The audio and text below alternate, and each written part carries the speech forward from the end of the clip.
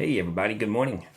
We're today Joshua 4, and this is where the Israelites are crossing over the Jordan. The Lord says, hey, go ahead and set my Ark of the Covenant first. Let them go first. Let them step into the water. Let them get in the midst of it.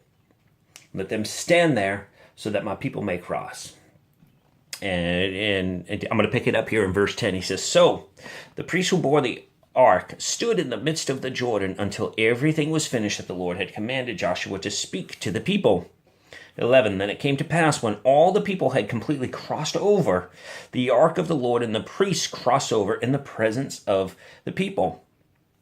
Verse 13. About 40,000 prepared for war crossed over before the Lord for battle.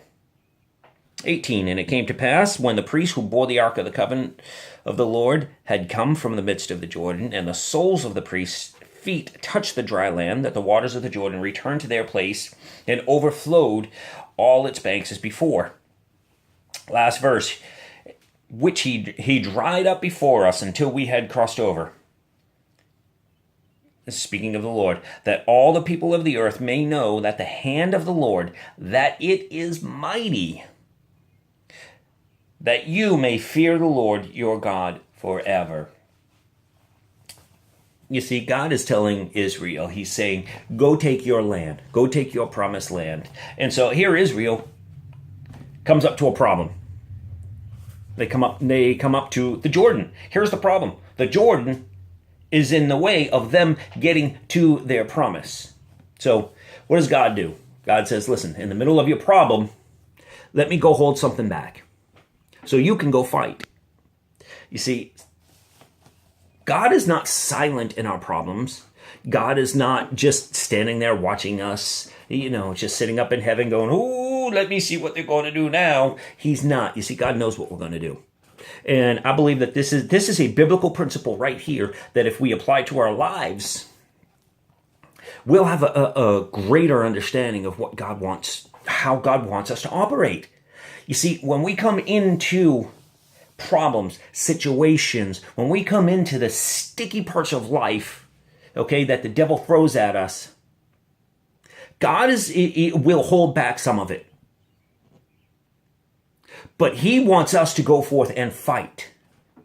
He wants us to fight for what is right. He wants us to fight for what is ours. You see, he is a good father, and he'll give us so many great things. But at the same time, he wants to teach us. He wants to mold us. He wants to shape us. He wants to mature us into Christians that can, in turn, teach those principles to somebody else. In the midst of your trials, God is with you. You don't know what he's holding back. You have no idea what he is holding back. But he wants you to fight.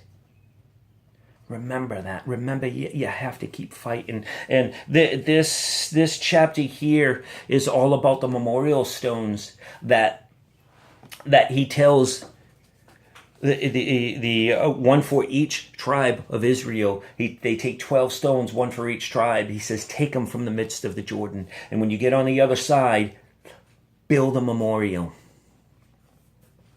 so that your children, when they ask, you will tell them what has happened. You see, when you get on the other side of your problems, and when the fighting is over, it is time to testify. It is time to tell somebody about what God has done in your life. God doesn't do these things just for you to have that cozy little feeling. He does these things for you to go out and evangelize, for you to say, look what the Lord has done. Look at the entire Bible. Okay, and what you see is people's testimonies of what the Lord has done. At one time, all of these letters that are in the New Testament, they might have been Facebook posts. These are people giving testimonies. God gives you testimonies as well, and he wants you to share them. It will build your faith as well when you remember what the Lord has done, and you remember how mighty his hand is. You remember Jesus is the one that saves. Have a super, super day, guys. I love you all.